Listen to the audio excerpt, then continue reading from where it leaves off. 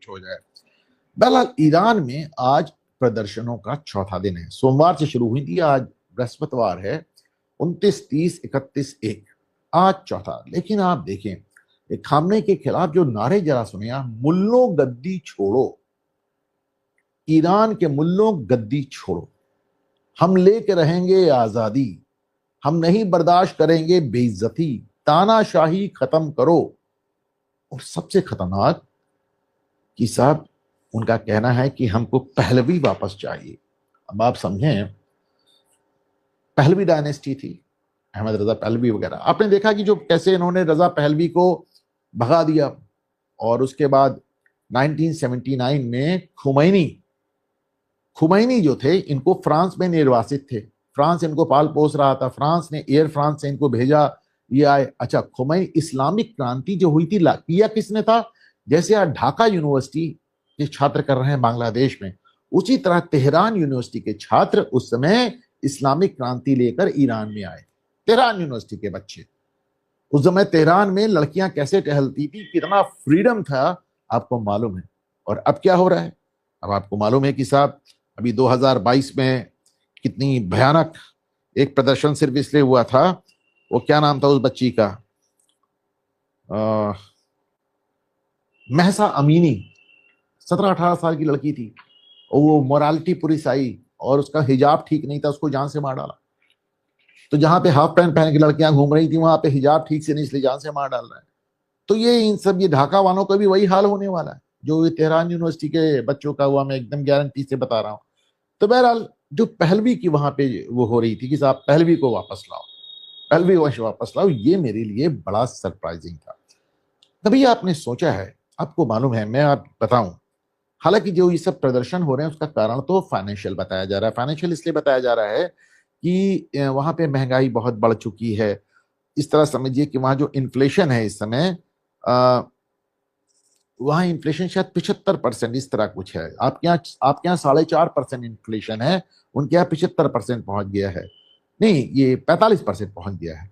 दूसरी बात, जो रियाल है, जो मुद्रा है, हमारे यहाँ $1 के 90 रुपए हो गए, हाहाकार मचने लगे। हालांकि करेंसी को वीक भी करना कभी कभी बहुत जरूरी होता है, करेंसी के वीक होने के अपने फायदे होते हैं, पर उस पर बहस फिर कभी।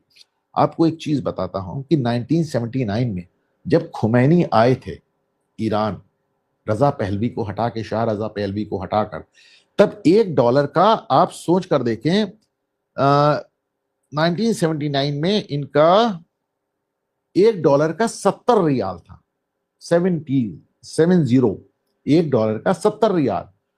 और आज $1 का 70 नहीं, 700 नहीं, 7,000 नहीं, 7 लाख नहीं, 14 लाख रियाल है।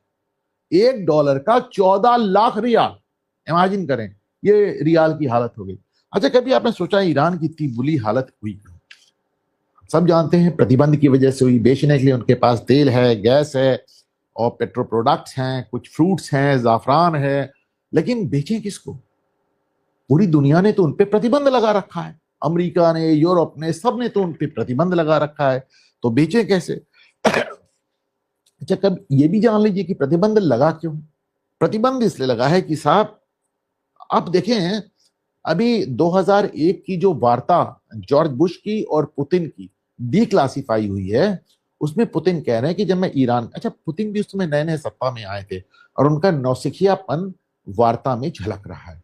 अब पुतिन अलग अंदाज में बात करते हैं, तो वो जॉर्ज बुश से कहते हैं कि देखिए, जब मैं गया था ईरान, मैंने देखा जाके, तो मैंने तो समझा था सब पागल मुल्ला हैं, लेकिन वहां जाके देखा सब बड़े पढ़े लिखे, बड़े क्वालिफाइड, अच्छी अच्छी यूनिवर्सिटी से, अच्छी अच्छी इंजीनियरिंग कॉलेजेस से अच्छी अच्छी डिग्रियां लेकर बैठे हैं, और उनको बड़ा अंदाजा है।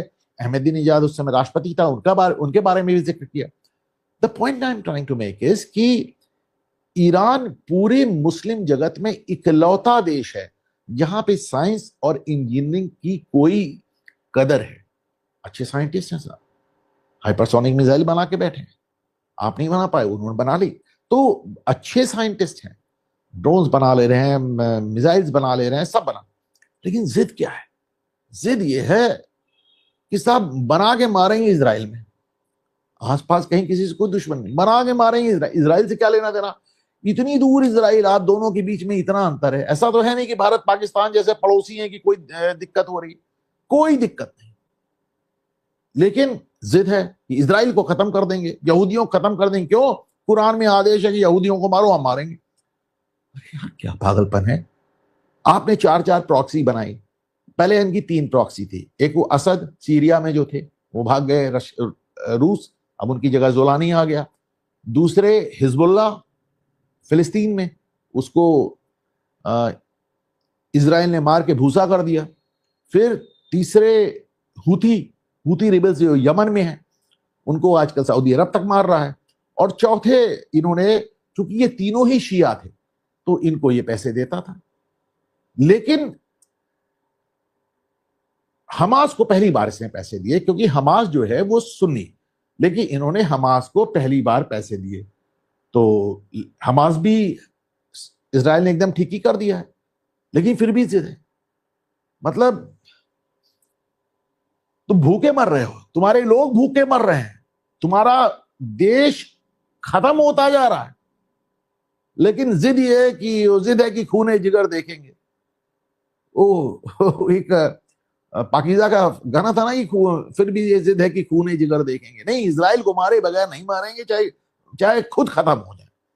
ये किस तरह की जुनून है, किस तरह का पागलपन है। तुम्हारे आस पास नहीं है, तुमसे कोई झगड़ा नहीं है, कुरान में क्या मारेंगे। और उस चक्कर में एटम बम बनाएंगे, उस चक्कर में मिसाइल बनाएंगे, उस चक्कर में इनके ऊपर और कुछ नहीं है। बड़ा रईस मुल्क है, बहुत रईस मुल्क है।